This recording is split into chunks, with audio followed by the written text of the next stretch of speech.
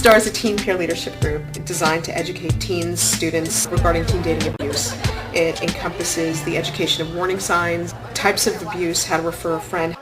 As part of the STAR group, we reach out to teens in the community by putting up posters and flyers at the YMCA, the library.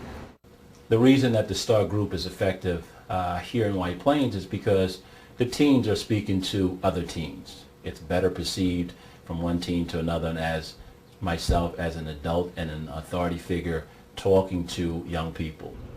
It's important for communities to get the information out there, because if they don't know, then nobody's going to reach out for help. Teens aren't going to just volunteer their information if they don't know where to go and they don't feel safe talking to just anyone.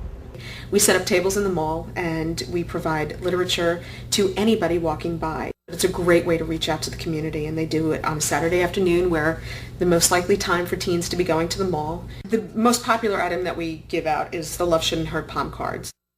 Well, I'm available here at the school anytime that one of the teachers or the students, they would like me to engage in either presentation or doing workshops. More than happy to do that. We gave them resources that they could tap into, that if they were a victim, that they could go to, they can actually call up a hotline and they could speak to someone, not giving their names, but just receive information.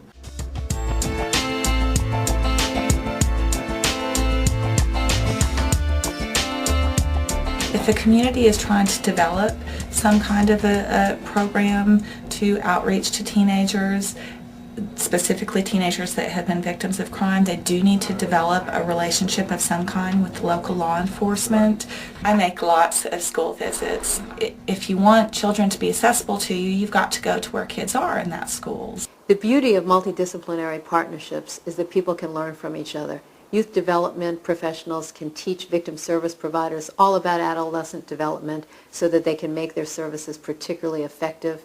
Victim service providers can teach people in schools and after-school programs what it means to be a victim of crime and what that impact is. Then everybody can help teenagers as effectively as possible. We put together a threat share committee, which is counselors, administrators, department chairs, who would come together every Thursday before school started to meet and converse about various students we were seeing, behavioral changes, dress changes, so that we could, on an appropriate basis, meet with those students, make referrals to our program set up by Safe Place to make sure they were getting the services that they need, or just to let them know that there's someone out there willing to listen to them. We provide a lot of training and consultation with agencies that serve youth. And how to get help for themselves or their friends who might be dealing with this. We work with the Extended Care, which provides after-school services for kids and summer programs.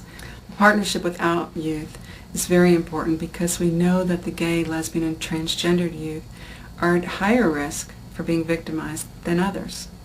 We work closely with the Boys and Girls Clubs, with the Austin PTA, and with other agencies in our community that work on violence issues.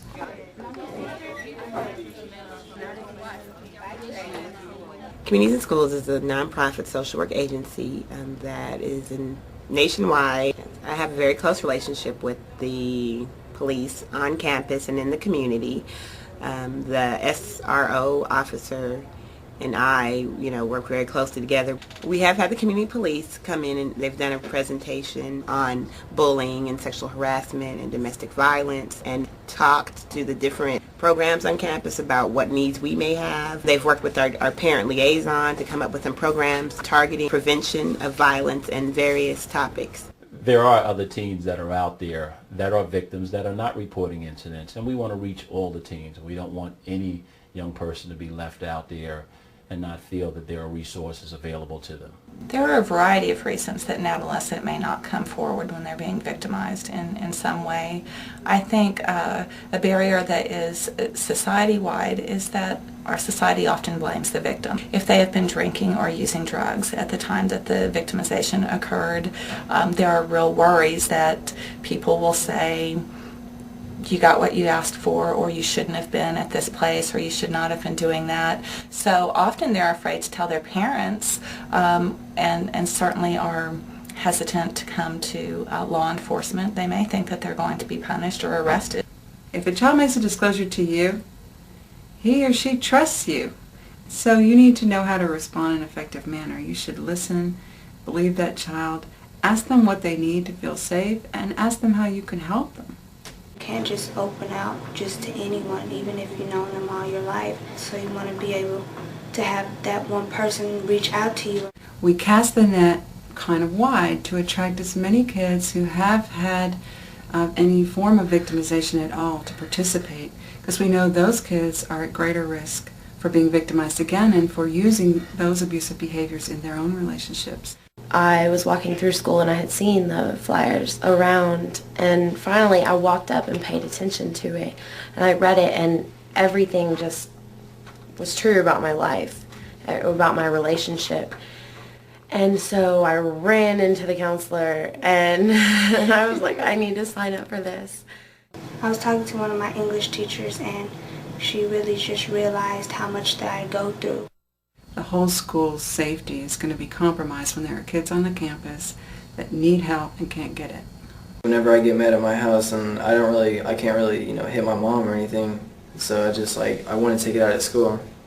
One of the recommendations I would like to make for other administrators is to go out into your community and look to see if there's a group such as Safe Place that can come in and assist both your staff, your community, your students in training them on what are the signs and assisting them, educating them that that kind of abuse, sexual harassment, domestic violence, being battered in the home, is not acceptable behavior, and that is not something that is the norm.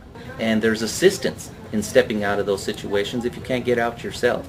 And these groups are there to educate and to help, but we must go out and find them. It's just unbelievable, the response that we're getting now from the high schools, where back 4.5 years ago, the response was, well, you know what, it really isn't happening in my school, so you don't really need to come in and do a presentation. Now, schools are calling us at the beginning of the school year saying, please come in. The support at school is what made me survive. I would probably still be doing that, and it would be worse. Being in the group has helped me realize that it's not my fault, that it was his fault. Teachers are not only there to instruct them for 50 minutes a day. We're here as a family, and we have to take care of each other. I stopped cutting because I have something else to do about it and not have to do that to make the pain go away. We want to stop the victimization right then and there. If we continue to let it go on, all right, this thing will continue to grow and grow. And they will turn around, they will start victimizing other people. If there is an angry situation at my house, I can learn just to blow it off and focus on the most important thing, which is school. He's no longer a part of my life except for a bad memory. We know this is a critical time to intervene. It's a situation where a little bit of help goes a long way. When I think of the resources available in our communities, and you add the power of teenagers who really want to make their communities safer places to live, it's a pretty unbeatable team. It took a while for me to learn and actually accept that people have actually been through the same things I have. I just wish that they would have had a group like this sooner. Not just because something happened, but because things happen every day.